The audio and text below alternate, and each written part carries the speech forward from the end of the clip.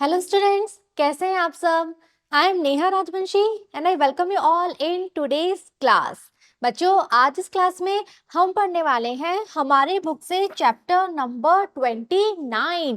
Chapter का नाम है controlling strategies and outgoing calls. तो बच्चों, यहाँ इस चैप्टर में हम पढ़ने वाले हैं कि जो रिसेप्शनिस्ट होती है उसके लिए एक और इम्पॉर्टेंट काम क्या है। वह है कि कई बार ऐसी सिचुएशंस आ जाती हैं उसके सामने जहां उस सिचुएशन को कंट्रोल करने के लिए उसे स्ट्रैटेजीज बनानी पड़ती हैं, योजनापूर्ण तरीके से काम करना पड़ता है और साथ साथ उसे आउटगोइंग कॉल्स भी करनी होती है। तो बच्चों, एक तो होती है इनकमिंग कॉल, यानी कि किसी और ने आपको कॉल किया है, आपने उसे रिसीव किया, तो वो तो हो गया इनकमिंग। एक होता है आउटगोइंग, यानी कि आप कहीं पे कॉल करोगे तो रिसेप्शनिस्ट इनकमिंग कॉल्स को रिसीव करती है और साथ ही साथ उसे आउटगोइंग कॉल्स भी करनी होती है। तो यही इस चैप्टर में हम पढ़ेंगे कि किस तरह से उसे स्ट्रैटेजीज अपनानी पड़ती हैं, योजनापूर्ण तरीके से काम करना पड़ता है किसी सिचुएशन को हैंडल करने के लिए, और किस तरह से आउटगोइंग कॉल्स करती है। ऑलराइट, स्टार्ट करते हैं चैप्टर हमारा। सबसे पहले हम डिस्कस करेंगे कंट्रोलिंग स्ट्रैटेजीज, किस तरह से रिसेप्शनिस्ट योजनापूर्ण तरीके से किसी भी स्थिति को कंट्रोल करती है। Often callers tend to chat, talk irrelevantly and keep the telephone line needlessly engaged. तो बच्चों, कई बार ऐसा होता है कि जो कॉलर है, जिसने कॉल किया है, वो चैट यानी बात करता रहता है, टॉक बोलता रहता है, कैसे, इररेलेवेंटली यानी अप्रासंगिकता से, यानी कि वो ऐसी बातों के बारे में बोलता है, ऐसी बातें करता है जो उस टॉपिक से रिलेवेंट नहीं है, टॉपिक से संबंधित नहीं है। और इस वजह से क्या होता है, जो टेलीफोन लाइन है वो एंगेज रहती है, वो व्यस्त रहती है। ओके, तो ऐसे में कोई दूसरा अगर कोई इंपॉर्टेंट काम के लिए कॉल करना चाह रहा है तो वो कर नहीं पाएगा, बिकॉज टेलीफोन लाइन बिजी है। It is therefore very important that you keep control of the conversation। इसीलिए रिसेप्शनिस्ट के लिए बहुत आवश्यक है कि जो कॉन्वर्जेशन किया जा रहा है, जो बातचीत की जा रही है टेलीफोन पे, उसे वो कंट्रोल में रखे, वो देखे कि क्या इंपॉर्टेंट बात है, क्या रेलेवेंट बात है। और जब वो बात हो जाए तो रिसेप्शनिस्ट को इस तरह से कई बार एक्ट करना पड़ता है, कई बार कोशिश करनी पड़ती है कि वो बात वहीं खत्म करे। अगर कॉलर फोन नहीं रख रहा है तो लाइन बिजी जा रही है, तो इसीलिए रिसेप्शनिस्ट को ट्राई करना पड़ता है फोन रखने के लिए। It is important to know what you want and how to say it briefly and directly without giving offence. तो ऐसे में रिसेप्शनिस्ट के लिए आवश्यक है कि उसे पता होना चाहिए उसे कौन सी बात जाननी है, उसे कौन सी बात बोलनी है, और वो अपनी बात को कैसे ब्रीफली, संक्षिप्तता में कहे, छोटे रूप में कहे, और साथ ही साथ इस तरह से कहे कि जो कॉलर है उसे कोई ऑफेंस ना हो, उसे कोई नाराजगी ना हो। तो रिसेप्शनिस्ट बात छोटे तरीके से कहे, शॉर्ट में कहे, संक्षेप में कहे, लेकिन कॉलर नाराज भी नहीं होना चाहिए। इस तरह से योजनापूर्ण तरीके से रिसेप्शनिस्ट को ये कॉल हैंडल करनी पड़ती है। There are difficult situations that you may face. तो कई बार ऐसी कठिन परिस्थितियां आ जाती हैं जिससे रिसेप्शनिस्ट को सामना करना पड़ता है, जिनका some of the common problems are listed below. तो ऐसी प्रॉब्लम्स क्या क्या हो सकती है, तो कुछ सामान्य समस्याएं हैं जो जनरली रिसेप्शनिस्ट फेस करती हैं, वो अब हम नीचे आगे देखेंगे। You also have tips on how to deal with them. तो हम प्रॉब्लम्स भी देखेंगे, साथ ही साथ हमें कुछ टिप्स दिए गए हैं, कुछ उपाय बताए गए हैं कि इन समस्याओं को हम कैसे डील करें, इन समस्याओं का सामना हम कैसे करें। तो प्रॉब्लम्स भी देखेंगे और रिसेप्शनिस्ट कैसे उन प्रॉब्लम्स को डील कर सकती है, ये भी हम जानेंगे। तो सबसे पहली प्रॉब्लम हमारे सामने है प्रॉब्लम 1, मैसेज नॉट क्लियर। तो अगर कॉलर जो है उसने कोई बात बोली है, कोई मैसेज दिया है, लेकिन मैसेज रिसेप्शनिस्ट को क्लियरली समझ नहीं आया है, तो ये एक प्रॉब्लम है। अब इस प्रॉब्लम को रिसेप्शनिस्ट को कैसे डील करना है वो हम यहाँ जानेंगे। Often there are disturbing sounds and noises in the background that do not allow you to hear the message। तो बच्चों, कई बार ऐसा होता है कि जिस व्यक्ति ने फोन किया है, रिसेप्शनिस्ट ने फोन अटेंड किया, लेकिन उस व्यक्ति के बैकग्राउंड में, उस व्यक्ति के पीछे बहुत सारा शोर हो रहा है। सपोज वो घर से बोल रहा है तो पीछे बच्चे टीवी देख रहे हैं, तेज आवाज में म्यूजिक बज रहा है, बच्चे रो रहे हैं, झगड़ रहे हैं। तो इन सब आवाज की वजह से, ये जो साउंड्स और नॉइज होती है, इन सब आवाज की वजह से कई बार और रिसेप्शनिस्ट मैसेज समझ नहीं पाती है, उसे क्लियरली सुनाई नहीं देता कि कॉलर ने क्या बोला है। समटाइम्स पीपल गिव लॉन्ग और डिफिकल्ट आंसर्स, और कई बार ऐसा भी होता है कि जो कॉलर है वो बहुत देर तक लंबे लंबे आंसर देता है और ऐसे वर्ड्स बोलता है जो समझने में बहुत ही डिफिकल्ट होते हैं। So you have to check whether you have really understood the important details. तो ऐसे में रिसेप्शनिस्ट को एक बार चेक करना पड़ता है, कंफर्म करना पड़ता है कि जो मैसेज उसने नोट डाउन किया है क्या वो सही है। तो जो इम्पोर्टेंट डिटेल्स है क्या वो उन इम्पोर्टेंट डिटेल्स को समझ पाई है, क्या वो उन्हें लिख पाई है, ये उसे चेक करना पड़ता है, वापस से कंफर्म करना पड़ता है। तो हमारे सामने अभी एक एग्जाम्पल है जिसे पढ़ के हमें समझ में आ जाएगा कि ये प्रॉब्लम कैसी होती है और रिसेप्शनिस्ट किस तरह से इसका सामना करती है। तो यहाँ हम देखने वाले हैं हमारा फर्स्ट एग्जाम्पल। अगेन कॉन्वर्सेशन है, दो व्यक्तियों के बीच में बातचीत है। तो इस साइड में हमें स्पीकर्स के नाम दिए गए हैं और सामने उनके डायलॉग्स है। तो सबसे पहले है मरियम।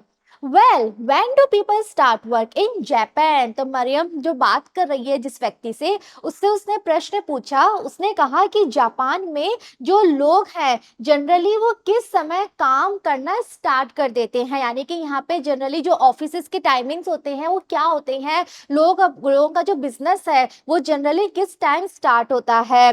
नकातेने, तो ये जो मरियम है ये किससे बात कर रही है, ये एक जापानीज व्यक्ति से बात कर रही है जिसका नाम है नकातेने। तो उसने कहा most Japanese companies are open from 9 to 5। तो अब वो इंफॉर्मेशन दे रहा है, वो कह रहा है कि जो अधिकांश जापानीज कंपनीज हैं उनके टाइमिंग्स 9 to 5 हैं, वो सुबह 9 बजे स्टार्ट हो जाती हैं और 5 बजे तक अपना काम करती हैं।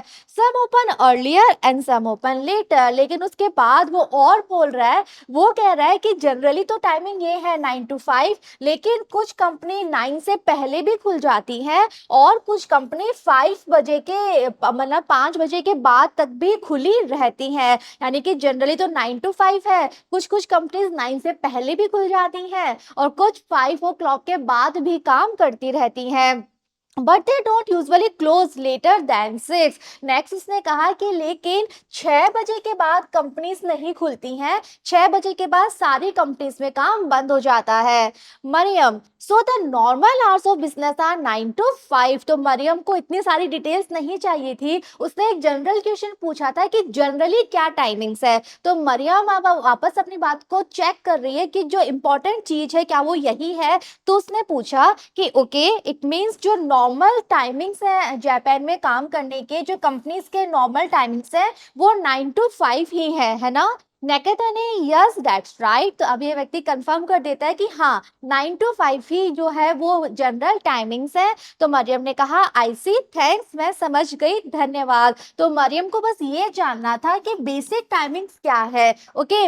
लेकिन ये जो व्यक्ति इसने एक्स्ट्रा इतनी सारी डिटेल्स दे दी जो मरियम को नहीं जाननी थी, तो इसीलिए उसने बात को शॉर्ट करते हुए जो इम्पोर्टेंट की पॉइंट्स है बस वो उसने वापस रिपीट किए कंफर्म करने के लिए, राइट। तो इस तरह से स्मार्टनेस के साथ रिसेप्शनिस्ट को काम करना पड़ता है, ये स्ट्रैटेजीज उन्हें यूज करनी पड़ती हैं। एक और एग्जाम्पल हमें यहाँ हेल्प के लिए दिया गया है। तो अब हम देखने वाले हैं हमारा एग्जाम्पल 2। रिसेप्शनिस्ट, अगेन कॉन्वर्सेशन है, इस साइड में हमें स्पीकर्स के नाम दिए हुए होते हैं और सामने डायलॉग्स। रिसेप्शनिस्ट का कहना है hard rock cafe, may I help you. तो रिसेप्शनिस्ट के पास एक कॉल आया है, उसने फोन रिसीव किया और उसने इंट्रोडक्शन देते हुए कहा हार्ड रॉक कैफे, और फिर उसने अपनी हेल्प ऑफर करी। उसने पूछा मैं क्या हेल्प कर सकती हूँ। कार्ल, तो यहाँ पे जो कॉलर है जिसने कॉल किया है उसका नाम है कार्ल। उसने कहा yes can I make a reservation for 2 for Saturday the 16th please. तो अब वो कैफे में उसने कॉल किया है, तो उसने कॉल क्यों किया है, उसने कहा कि मैं रिजर्वेशन करवाना चाहता हूँ, बुकिंग करवाना चाहता हूँ 2 लोगों के लिए। कब की, सैटरडे की, जिस दिन डेट है 16th, ओके। तो उसने कार्ल ने कैफे में फोन करके सैटरडे 16th जो डेट है उस दिन 2 लोगों के लिए टेबल बुक करवाई है। Receptionist, certainly, for what time. Receptionist ने कहा ओके ये डेट ठीक है, ये डे भी आपने ठीक बताया, लेकिन आप मुझे बताइए किस टाइम की बुकिंग आपको चाहिए। कार्ल, वेल 5 और 5:30 इज स्टिल अर्ली। तो कार्ल ने अभी तक टाइमिंग डिसाइड नहीं करी है, तो उसने पहले तो कहा 5, फिर उसने कहा 5:30, 5:30 मीन्स 5:30, लेकिन उसको लग रहा है 5:30 भी जल्दी हो जाएगा, 6 माइट बी ऑल राइट। और फिर उसने कहा 6 बजे का टाइम सही है। Receptionist, shall I put it down at 6 then? तो रिसेप्शनिस्ट ने फिर से कंफर्म किया, फिर से चेक किया। उसने कहा कि ओके, तो क्या मैं 6 बजे का टाइम आपके लिए बुक कर दूं? क्या मैं 6 बजे का टाइम नोट कर लूं? And could I have your name and telephone number? और साथ ही में उसने पूछा कि आप अपना नाम और अपना टेलीफोन नंबर भी बता दो। Karl, sure, my name is Karl Maro and the telephone number is 5903442। तब उसने अपना नाम बताया और अपना टेलीफोन नंबर उसने उस रिसेप्शनिस्ट के साथ शेयर किया। Okay, receptionist, sorry I didn't catch that. तो रिसेप्शनिस्ट ने फोन नंबर वो ढंग से सुन नहीं पाई, ढंग से लिख नहीं पाई, तो उसने फिर से कंफर्म करने के लिए पूछा। उसने कहा सॉरी, मैं आपका नंबर नहीं लिख पाई। Karl, it's 5903442। तो कार्ल ने फिर से रिपीट किया अपना नंबर, एक बार फिर से उसने अपना नंबर बताया। रिसेप्शनिस्ट, ओके मिस्टर मारो, अ table for 2 at 6 on Saturday the 16th will be reserved for you। तो अब रिसेप्शनिस्ट ने कंप्लीट डिटेल्स एक बार फिर से बोली है ताकि सारी चीजें चेक हो जाए, कहीं कोई कंफ्यूजन ना रहे। तो उसने सारी डिटेल्स बोल के बताई। उसने नाम मेंशन किया मिस्टर मारो, उसने ये बताया कि 2 जनों के लिए बुकिंग करनी है, उसने टाइम मेंशन किया 6 बजे, सैटरडे को डेट। ओके, तो कंप्लीट जो डिटेल्स है उसने एक बार फिर से बोली है ताकि क्रॉस चेक हो जाए, कहीं कोई कंफ्यूजन ना हो टाइम को लेके, डेट को लेके, ओके, डे को लेके। तो सारी डिटेल्स उसने वापस से एक बार रिपीट की है। All right. Karl, thank you, goodbye. Receptionist, goodbye. तो इस तरह से ये कॉन्वर्जेशन एंड होता है। All right. तो बच्चों अगेन, अगर रिसेप्शनिस्ट को कोई चीज समझ नहीं आ रही है, वो किसी चीज को ध्यान से सुन नहीं पा रही है, तो उसे बिल्कुल भी कंफ्यूजन में नहीं रहना है, बल्कि डायरेक्टली वापस पूछ लेना है, वापस से चेक कर लेना है, कंफर्म कर लेना है। जो भी इंपॉर्टेंट पॉइंट्स है उन्हें वो रिपीट कर सकती है वापस से कंफर्म करने के लिए। Okay, you will notice that in a situation where the message is not clearly stated or heard, you have to ask again। तो दोनों एग्जांपल्स पढ़ के हमें ये समझ में आया है कि अगर ऐसे सिचुएशंस है जहां पर मैसेज स्पष्ट रूप से दिया नहीं गया है या स्पष्ट रूप से सुना नहीं गया है, तो ऐसे में आपको फिर से पूछना पड़ेगा। आप कंफ्यूजन में नहीं रह सकते, आप ये नहीं सोच सकते कि अरे यार मैं सुन नहीं पाई अब क्या करूं। नहीं, आपको पूछना पड़ेगा, क्लियरली पूछना पड़ेगा कि आप एक बार फिर से बोल दीजिए, मैं लिख नहीं पाई, मैं सुन नहीं पाई, बट आपको वापस पूछ के चेक करना है। एंड रिपीट द मैसेज और use ways to indicate that you have the right message. और साथ ही साथ आप एक बार मैसेज रिपीट कर सकते हो, पूरा मैसेज बोल के बता सकते हो, और साथ साथ आप ये चीज कंफर्म करने के लिए कोई भी इंडिकेशन दे सकते हो, संकेत दे सकते हो कि आपने सही मैसेज लिखा है ना। तो बेस्ट वे है कि आप कंप्लीट मैसेज रिपीट कर दो और पूछ लो कि ये सही मैसेज है ना। तो कहीं भी बिल्कुल डाउट नहीं होना चाहिए, कंफ्यूजन नहीं होना चाहिए, क्लैरिटी के साथ पूरा मैसेज आपको नोट डाउन करना है। ठीक है, correct them and give the right information again if necessary. और अगर आपको लगे कि मैसेज सही नहीं है तो आप वापस से पूछ लो क्या मैसेज था, आप अपने मैसेज में प्रॉपर करेक्शन कर दो, और फिर जो भी इंपॉर्टेंट डिटेल्स हैं, इंपॉर्टेंट इंफॉर्मेशन है, आप वापस ले सकते हो, या अगर आप दे रहे हो तो आप इंफॉर्मेशन वापस दे सकते हो। ठीक है, तो आप चाहे वापस पूछो, वापस बताओ, बट इस बात से श्योर हो जाओ कि आपने जो मैसेज लिया है या आपने दिया है वो बिल्कुल सही है। All right. ओके, अब हम डिस्कस करने वाले हैं सेकंड प्रॉब्लम जिसे रिसेप्शनिस्ट जनरली फेस करती हैं। तो प्रॉब्लम 2 है हमारे मल्टीपल इंक्वायरीज। तो कई बार ऐसा होता है जो कॉलर हैं उन्होंने फोन जो किया है कुछ पूछने के लिए, लेकिन उसके साथ वो बहुत सारी बातें एक साथ पूछ लेते हैं। तो ये भी एक जनरल सी प्रॉब्लम है। तो ऐसे में रिसेप्शनिस्ट को क्या करना है, किस तरह से इस प्रॉब्लम को डील करना है, वो हम यहाँ देखने वाले हैं। Receptionists at reservation and cancellation counters, newspaper offices, hospitals, etc. often need exact details on several heads. तो बच्चों जनरली वो रिसेप्शनिस्ट जो या तो किसी रिजर्वेशन काउंटर पे काम कर रही है, कैंसिलेशन काउंटर पे काम कर रही है, न्यूज़पेपर के ऑफिस में काम कर रही है या किसी हॉस्पिटल में काम कर रही है, तो उनके सामने कई बार ऐसी सिचुएशंस आती हैं जहां उन्हें बिल्कुल एग्जैक्ट डिटेल्स चाहिए, बिल्कुल सही सही डिटेल उनको पता होनी चाहिए. Noting down while attending to other tasks, for example collecting gate passes, handing over brochures etc. और ये काम रिसेप्शनिस्ट को करना होता है साथ साथ जबकि वो दूसरे काम भी कर रही हैं. अब सपोज हम एक एग्जांपल से समझ लेते हैं. सपोज हॉस्पिटल में रिसेप्शनिस्ट है, ओके, कोई कॉल आया, अब वो कॉल अटेंड कर रही है, इंपॉर्टेंट मैसेज भी दे रही है, लेकिन साथ साथ सामने से एक व्यक्ति आ गया, वो कोई पास मांग रहा है, वो कोई ब्रोशर मांग रहा है. तो ऐसे में रिसेप्शनिस्ट को एक साथ फोन का भी आंसर देना है, मैसेज भी लिखना है और जो सामने व्यक्ति आया है उससे भी बात करनी है. ओके, तो एक साथ क्या क्या हो रहा है, रिसेप्शनिस्ट को बहुत सारे काम करने पड़ रहे हैं और ये चीज क्या हो जाती है रिसेप्शनिस्ट के लिए डिफिकल्ट, मुश्किल हो जाती है. Often callers are not aware of the problem involve. अब ऐसे में जो कॉलर है जिसने फोन किया है उसे तो नहीं पता ना कि रिसेप्शनिस्ट बिजी है, रिसेप्शनिस्ट किसी और से भी डील कर रही है, तो उसे इस प्रॉब्लम के बारे में नहीं पता होता, वो इस प्रॉब्लम से अवेयर नहीं होते हैं. फॉर एग्जाम्पल वन में स्पीक टू क्विकली और टू सॉफ्टली. और कई बार ऐसा हो सकता है कि जो कॉलर हैं वो जो बात कर रहे हैं वो बहुत तेजी से, बहुत फटाफट बोल रहे हैं या उनकी जो वॉल्यूम है वो बहुत धीरे है. तो ऐसे में भी रिसेप्शनिस्ट को समझ नहीं आएगा. अगर वो बहुत जल्दी जल्दी बोलते हैं रिसेप्शनिस्ट नहीं समझ पाएगी, या फिर उनकी वॉल्यूम बहुत धीरे है, वो बहुत धीरे धीरे बोल रहे हैं, तो भी रिसेप्शनिस्ट को समझने में प्रॉब्लम होगी. To keep control of the conversation, you may have to do the following. तो ऐसे में आप इस conversation को कैसे कंट्रोल कर सकते हो, उसके टिप्स हमें दिए गए हैं कि इस कंडीशन में आप ये उपाय अपना सकते हो. Ask the other person to slow down. पहला उपाय, आप डायरेक्टली बोलो कॉलर को कि वो अपनी स्पीड धीरे करे, वो थोड़ा सा कम स्पीड में बोले, थोड़ा सा धीरे धीरे बोले. Could you speak a little more slowly please? लेकिन आपको बोलना कैसे है, अगेन पोलाइटली बोलना है, कर्टियस वे में बोलना है.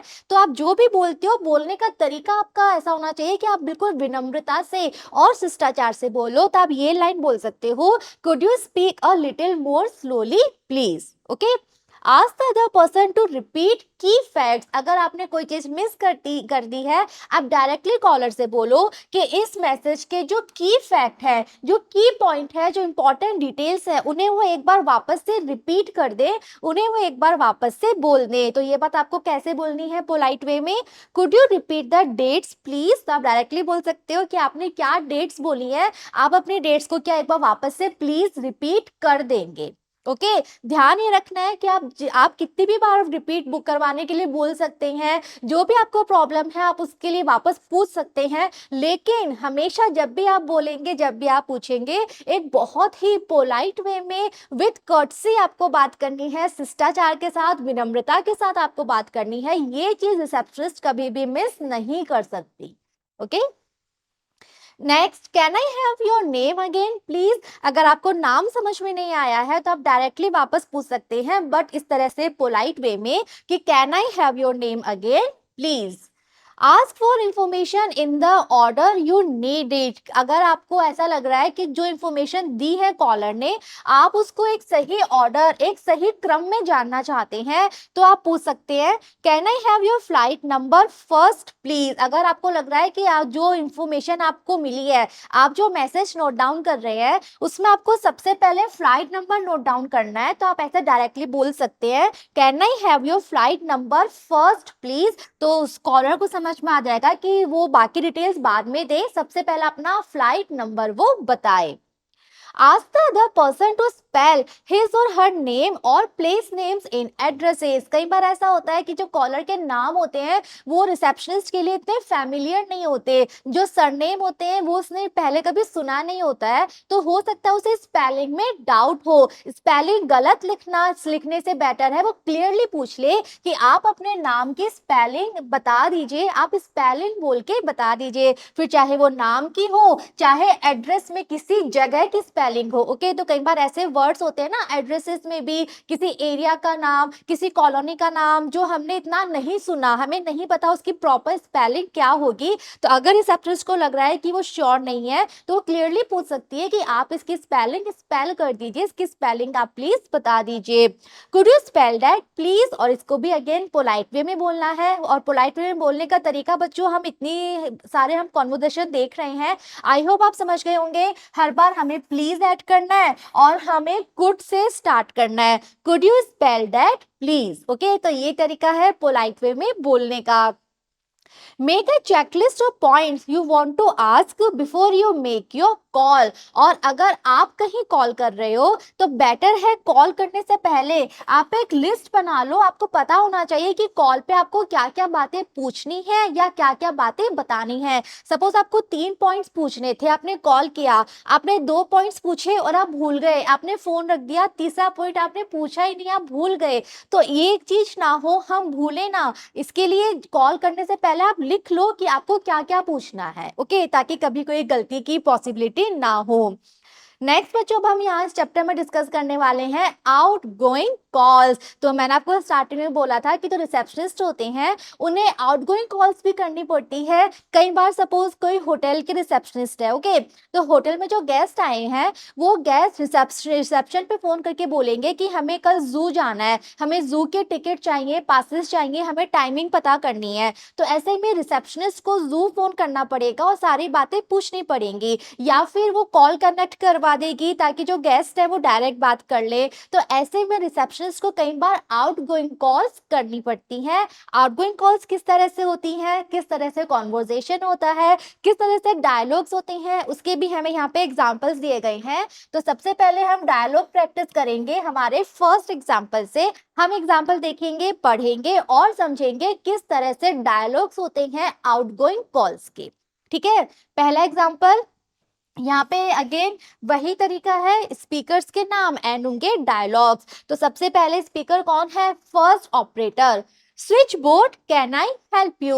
तो यहाँ पे कॉल आया है, इसने कॉल अटेंड किया और इसने अपना इंट्रोडक्शन आइडेंटिटी बोलते हुए बताया स्विच बोर्ड। अब बच्चों स्विच बोर्ड क्या होता है, जो बड़े बड़े ऑफिसेज होते हैं, फर्म्स होती हैं, कंपनीज होते हैं, तो वहाँ पे एक अलग डिपार्टमेंट होता है स्विच बोर्ड। तो जितने भी कॉल्स, इनकमिंग कॉल्स हैं जिनको कनेक्ट करना है, आउटगोइंग कॉल्स जहाँ से करवानी है, उसे हम बोलते हैं स्विच बोर्ड। तो अगर सपोज कोई बहुत बड़ा ऑफिस है जिसमें अलग अलग डिपार्टमेंट है, अब वहां से उनको दूसरे ऑफिस में फोन करना है तो वो डिपार्टमेंट स्विच बोर्ड में फोन करते हैं, और स्विच बोर्ड में जो रिसेप्शनिस्ट होती है या फिर जो ऑपरेटर होता है वो उनकी कॉल को फिर आगे कनेक्ट करते हैं। तो स्विच बोर्ड में ऑपरेटर्स काम करते हैं। तो इसने अब बोला switch board can I help you. Manager, तो ये कॉल किसका था, उसी कंपनी के मैनेजर का, जिस कंपनी का ये स्विच बोर्ड है, जिस कंपनी का ये ऑपरेटर है। तो मैनेजर ने कहा good morning Deepak Sharma here, could I have an outside line please. तो उसने बोला, मैनेजर ने, उसने अपना इंट्रोडक्शन दिया, गुड मॉर्निंग सबसे पहले ग्रीट किया, फिर अपना इंट्रोडक्शन दिया कि मैं दीपक शर्मा बोल रहा हूँ, और उसने कहा कि मुझे एक आउटसाइड लाइन से कनेक्ट करना है, तो प्लीज हमें लाइन कनेक्ट करवा दीजिए। First operator, sure what's the number sir. Operator ने कहा श्योर मैं लाइन कनेक्ट करवा देता हूँ, आपको क्या नंबर से कनेक्ट होना है, notes the number in a pad. तो इसके बाद मैनेजर ने जो नंबर बोला वो इस ऑपरेटर ने अपने नोटपैड पे लिख लिया। Please hold on sir, I will find out if mister Yadav is available. तो मैनेजर को किससे बात करनी थी, मिस्टर यादव से बात करनी थी, उन्होंने मिस्टर यादव के नंबर दिए थे। तब ऑपरेटर पहले मिस्टर यादव को का जो नंबर है वहां पे कॉल करेगी और उनको बताएगी कि मैनेजर को आपसे बात करनी है, और अगर वो अवेलेबल होंगे तो वो कनेक्ट कर देगी। तो मैंने यहाँ पे ऑपरेटर ने कहा कि आप लाइन होल्ड कीजिए, मैं देख लेती हूँ कि क्या मिस्टर यादव अवेलेबल हैं, क्या वो बात करने के लिए उपलब्ध हैं। डायल्स, इसके बाद वो नंबर डायल करती है, कौन सा, जो मैनेजर ने अभी दिया था, तो नंबर 507822 इस नंबर को डायल करती है। एंगेज्ड टोन, लेकिन डायल करने के बाद जो नंबर है वो कनेक्ट नहीं हो पाता बिकॉज लाइन एंगेज्ड यानी बिजी थी। Sorry sir, the Cooper line is engaged, I will call you back later when mister Yadav is on the line. तो अब ऑपरेटर वापस अपने मैनेजर को बोल रही है, वो बता रही है कि मैंने ट्राई किया था बट ये जो लाइन है, ये जो नंबर आपने दिया है ये एंगेज्ड है, ये बिजी आ रहा है, तो मैं वापस एक बार ट्राई करूंगी, मैं बाद में कुछ टाइम बाद डायल करके देखूंगी कि मिस्टर यादव अब उपलब्ध है या नहीं, अभी तो लाइन कनेक्ट नहीं हो पा रही है बिकॉज लाइन बिजी है। Manager, that suits me, manager ने कहा ठीक है, सही बात है और ये मुझे बात मेरे लिए भी सही है। I am in my office for the next half an hour, और मैनेजर ने कहा अगले आधे घंटे तक तो मैं ऑफिस में ही हूँ, तो अगर अगले आधे घंटे में कॉल कनेक्ट हो जाती है, मिस्टर यादव अवेलेबल हैं, तो आप मुझे बता देना बिकॉज आधे घंटे तक मैं अवेलेबल हूँ। रिंग्स ऑफ, इसके बाद वो फोन कट कर देते हैं। फर्स्ट ऑपरेटर, इज इट 507822, तो ऑपरेटर ने फिर से ट्राई किया और इस बार दूसरी साइड से फोन किसी ने रिसीव कर लिया, तो ऑपरेटर ने सबसे पहले नंबर कंफर्म किया, उसने कहा कि क्या ये यही नंबर है।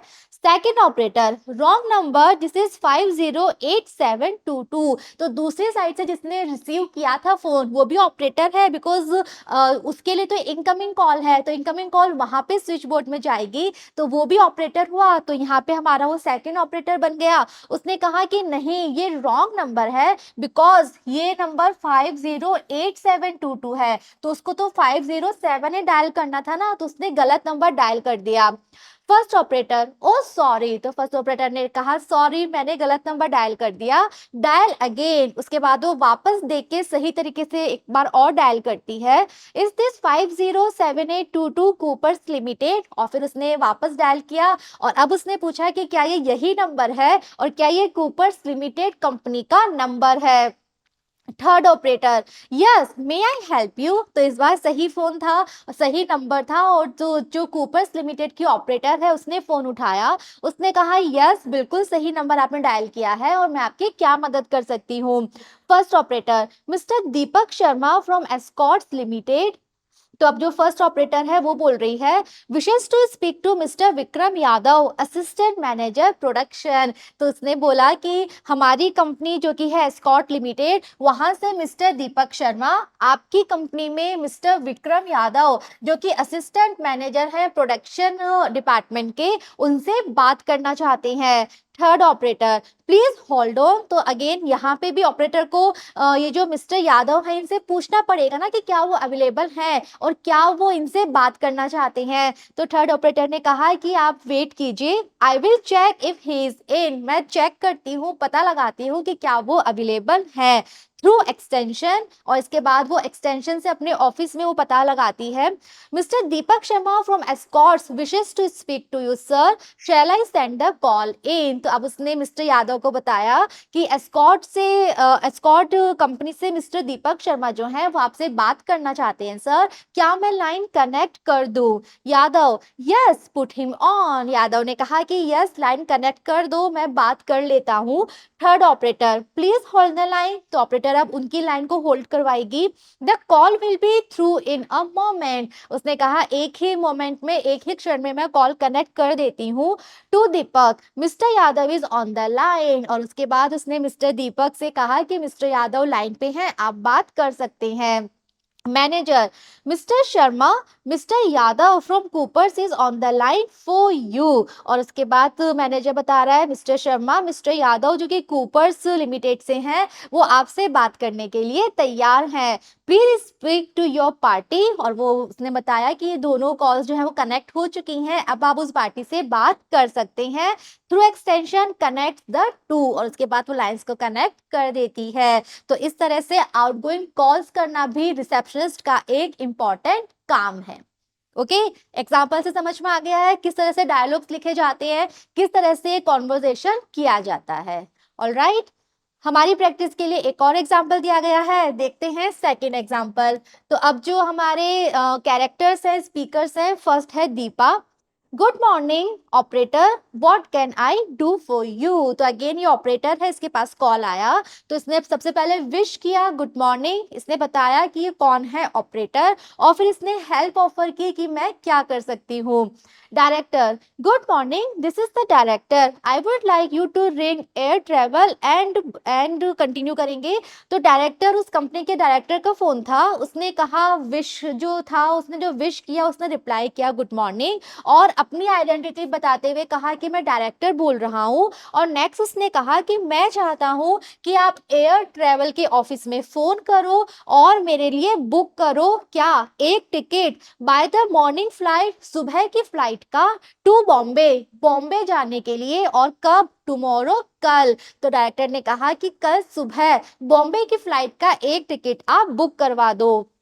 Deepa, yes sir, I will ring back after I have heard from them. Deepa ने कहा ओके सर, और मैं डिटेल्स लेके बुकिंग करा के आपको कॉल बैक करूंगी। Director, that should be fine, thank you. Director ने कहा ठीक है, धन्यवाद।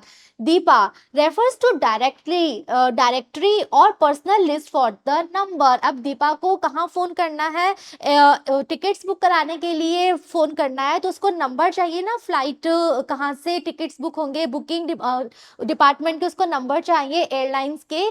तो अब वो डायरेक्टरी में देख रही है, डायरेक्टरी में भी देख सकती है, या फिर उसने अपनी जो एक पर्सनल लिस्ट बना रखी है वहां पे भी वो नंबर देख सकती है। और उसने नंबर देख लिया, एयर ट्रेवल्स का जो नंबर है वो क्या है, 619432। तो नंबर उसने डायरेक्टरी से लिया या अपनी पर्सनल लिस्ट से लिया।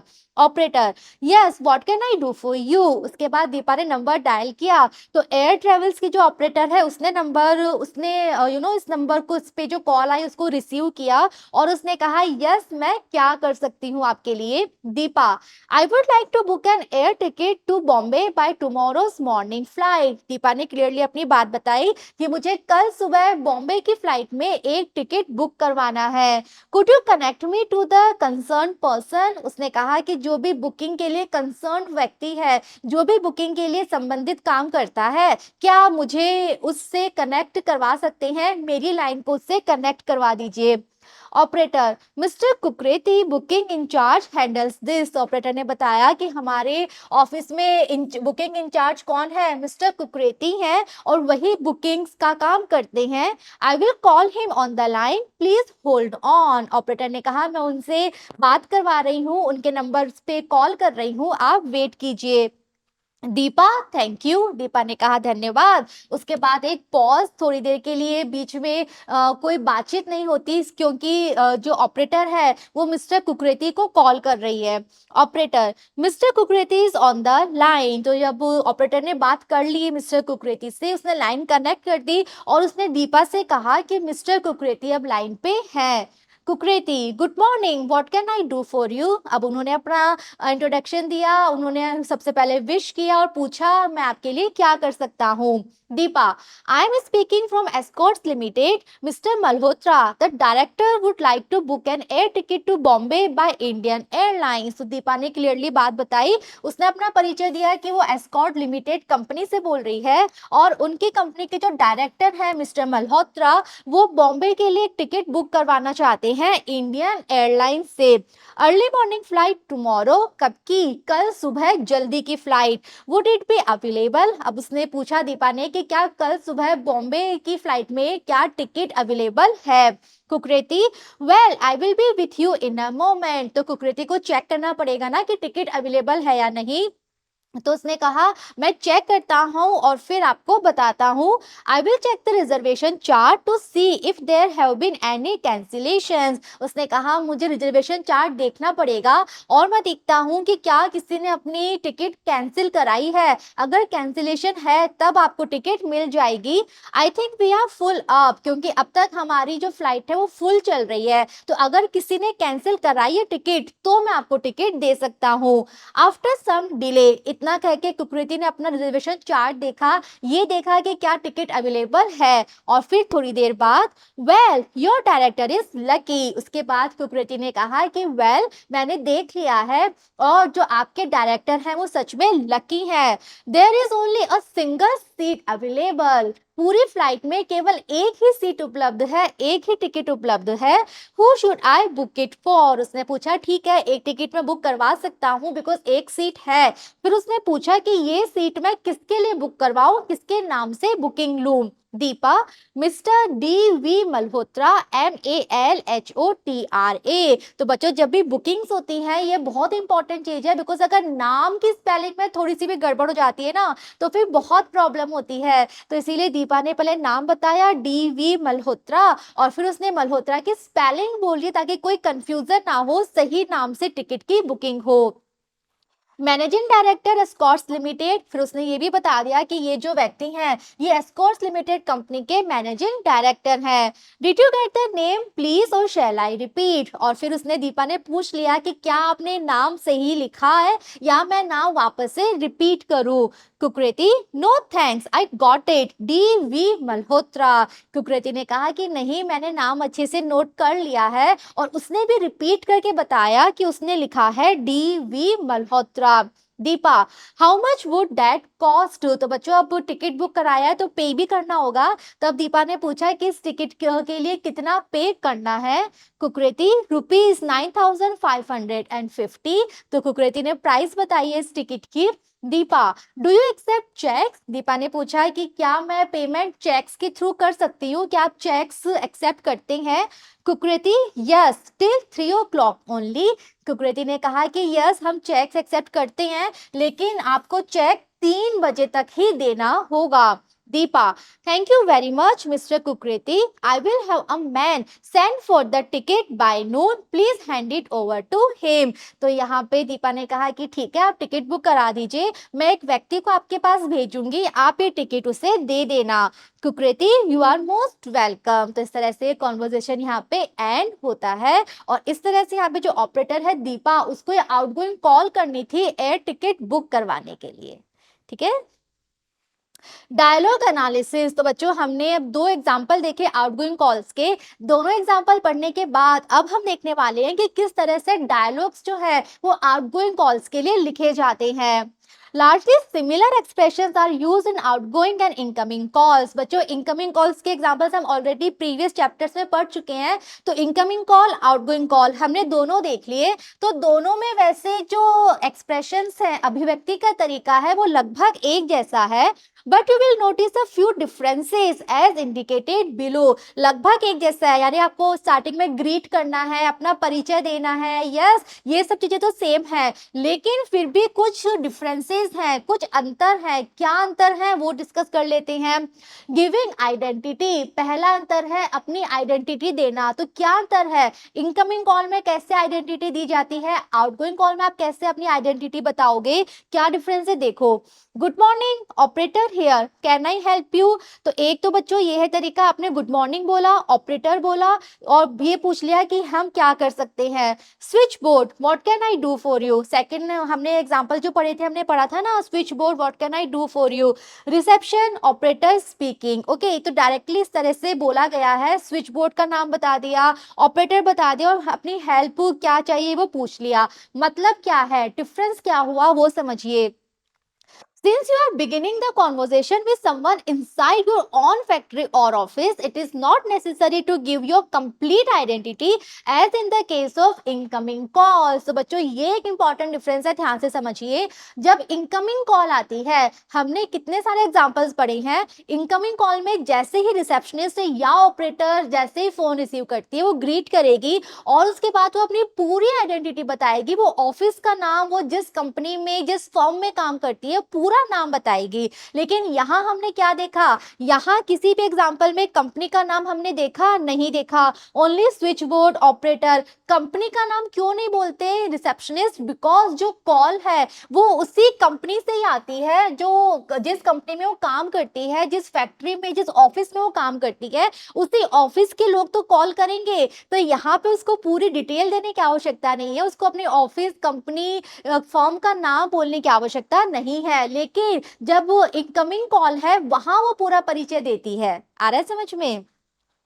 However, you must give your identity to let the caller know that he has got the right extension. लेकिन आप इतना बता सकते हो कि आप स्विच बोर्ड से बोल रहे हो, आप ऑपरेटर बोल रहे हो, ताकि कॉलर को पता चल जाए कि उसने सही एक्सटेंशन पे कॉल किया है, सही नंबर पे कॉल किया है। अब सपोज कोई दूसरा डिपार्टमेंट है, उसको स्विच बोर्ड कॉल करना था और स्विच बोर्ड की जगह उसने कहीं और डिपार्टमेंट में कॉल कर दिया, तो अब इतना बता दो कि आप स्विच बोर्ड से बोल रहे हो, आप ऑपरेटर बोल रहे हो, ताकि कॉलर समझ जाए कि हाँ उसने सही जगह कॉल किया है।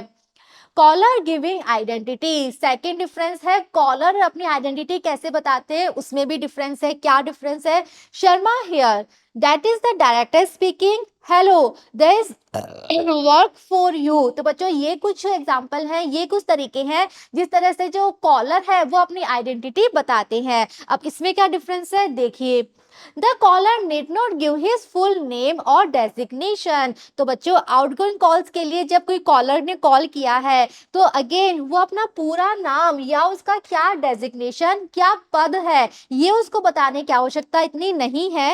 An operator who has worked in a place for some time will recognise persons from their voices, because जो ऑपरेटर है जो उसी ऑफिस में काम करती है तो जनरली सभी लोगों को उनकी आवाज से ही जानती है। ओके, तो ऐसे में जो कॉलर है उसको अपना पूरा नाम और अपना डेजिग्नेशन बताने की आवश्यकता नहीं है। वो अपना शॉर्ट में नाम जैसे Sharma here, okay, Gupta here, इतना बताएगा तो ऑपरेटर को समझ में आ जाएगा कि कौन से डिपार्टमेंट से कौन व्यक्ति बोल रहा है। नेक्स्ट देखिए, caller excuses himself, please hold the line while I find out. तो जो कॉलर है आपको जब उसको होल्ड पे रखना है तो आप इस तरह से बोलोगे, okay. And gives reasons before, लेकिन होल्ड पे रखने से पहले आपको रीजन बताना पड़ेगा। Would you mind holding on while I look into the, तो आपको इस तरह से in a very humble way, polite way में, कर्टसी के साथ आपको बोलना पड़ेगा। Again, would you mind holding on while I look into, तो अगर आप कुछ चीज ढूंढ रहे हो, कोई चीज आपको देख के बतानी है, तो आप उनको होल्ड पे रखोगे और इस तरह से बोलोगे कि मैं ये चीज देख रही हूँ, तब तक आप प्लीज होल्ड करिए, तब तक आप वेट करिए। Leaving a call hanging, okay, देखते हैं किस तरह से जो रिसेप्शनिस्ट है, ऑपरेटर है, वो कॉल को हैंग कर सकते हैं। You must have noticed that in dealing with outgoing calls, the operator may be asked to perform a particular task. तो बच्चों जब outgoing calls करनी होती है ऑपरेटर्स को, रिसेप्शनिस्ट को, तो हमने देखा कि उन्हें एक पर्टिकुलर टास्क, एक विशेष काम करना पड़ता है। Find out a particular number, get information and then pass on the message. कई बार उन्हें एक पर्टिकुलर नंबर सबसे पहले ढूंढना पड़ता है, उस नंबर पे उन्हें इंफॉर्मेशन देनी पड़ती है, सॉरी लेनी पड़ती है, और फिर जो मैसेज है वो मैसेज उनको उस नंबर पे देना पड़ता है। Here it will be useful for you to have a list of the most frequently needed numbers for easy reference in front of you।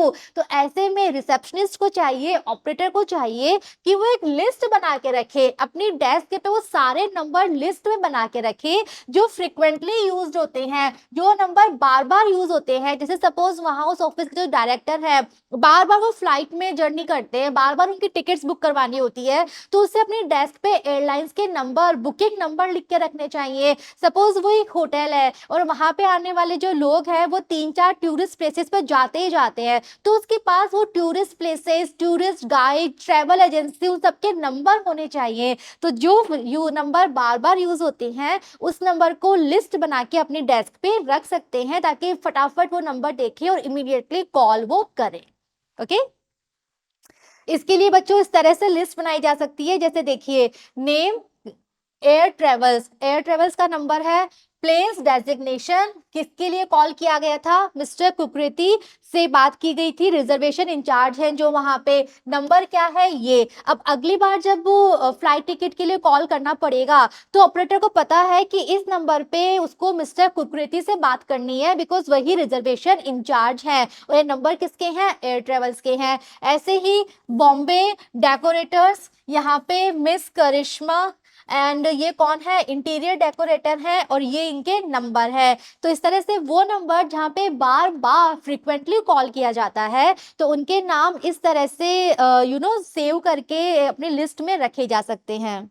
इसी तरह से बॉम्बे डेकोरेटर्स, तो ये फर्म का नाम है, कंपनी का नाम है। यहाँ पे बात की जाती है मिस कृष्णन से, जो कि यहाँ पे इंटीरियर डेकोरेटर हैं, और ये नंबर है। तो जब कभी भी इस रेफरेंस में बात करनी है, इस नंबर पे मिस कृष्णन से बात करनी है, और ये है फर्म का नाम। तो इस तरह से जो भी फ्रिक्वेंटली यूज नंबर है, जहाँ पे बार बार कॉल करना पड़ता है, तो इस तरह से लिस्ट बना के ऑपरेटर अपने डेस्क पे रख सकते हैं, ताकि वो इसको रेफर करें, इमीडिएटली नंबर लें, और उनको पता हो कि इस नंबर पे किस व्यक्ति से बात करनी है। ओके, तो इस तरह से स्मार्टली काम करना पड़ता है ऑपरेटर्स को अपने सुविधा के लिए, ताकि काम जल्दी हो, अच्छे से हो। इस तरह की लिस्ट उन्हें बना के रखनी होती है। Lastly you have also to decide on your priority list. इसके अलावा ऑपरेटर का एक और इम्पॉर्टेंट काम है, उसे अपनी प्रायोरिटी लिस्ट बनानी पड़ती है। उसको पता होना चाहिए कि किसका काम उसको पहले करना है। प्रायोरिटी यानी वरीयता देना। तो उसे पता होना चाहिए कि किसके काम को उसको ज़्यादा वरीयता देनी है, किसका काम उसे पहले करना है। सपोज एक साथ तीन जनों ने कॉल किया बैक टू बैक, और तीन अलग अलग जगह उसको बात करनी है, तो ऐसे में कहाँ वो पहले बात करे, किसका काम वो पहले करे, किसका काम ज्यादा इंपॉर्टेंट है, ये उसे पता होना चाहिए। When you are busy and the board is full, whose work do you do first. तो रिसेप्शनिस्ट को, ऑपरेटर को पता होना चाहिए कि अगर आप बिजी हो और पूरा बोर्ड फुल है, यानी कि आपके पास बहुत सारे कॉल आ गए, तो ऐसे में किसका काम आप पहले करोगे, ये आपको पता होना चाहिए। Usually the directors and managers work get priority over other staff members. तो जनरली जो ऑफिस के डायरेक्टर्स हैं, जो ऑफिस के मैनेजर्स हैं, उनके काम को रिसेप्शनिस्ट प्रायोरिटी पे रखते हैं, पहले करते हैं, बजाय दूसरे स्टाफ मेंबर्स के। And official calls are handle before personal ones. और साथ ही साथ जो फोन किसी ऑफिशियल रीजन से बिजनेस मैटर के लिए किए जा रहे हैं, वो कॉल पहले किए जाएंगे, वरीयता से किए जाएंगे। और जो आपके निजी बातें हैं, निजी काम के लिए जो कॉल अगर किया जा रहा है, वो बाद में किया जाएगा। तो ये प्रायोरिटीज ऑपरेटर्स को पता होनी चाहिए, और इसी प्रायोरिटी को ध्यान में रखते हुए उन्हें कॉल्स मैनेज करनी आनी चाहिए। ओके, तो बच्चों यहाँ हमने कंप्लीट कर लिया है हमारा चैप्टर। आई एम श्योर आपको समझ में आया है। हमने जाना कि रिसेप्शनिस्ट को, ऑपरेटर को कितना स्मार्ट होना पड़ता है, और कितनी सारी सिचुएशंस को हैंडल करना पड़ता है। साथ ही साथ आउटगोइंग कॉल्स किस तरह से की जाती है, डायलॉग्स कैसे लिखे जाते हैं, क्या क्या डिफरेंसेस है इनकमिंग कॉल और आउटगोइंग कॉल में, ये सब हमने इस चैप्टर में डिस्कस किया है। आई एम श्योर आपको समझ में आया है। मिलेंगे नेक्स्ट वीडियो में, जहां हम देखेंगे हमारा next chapter. See you all in the next video. Thank you.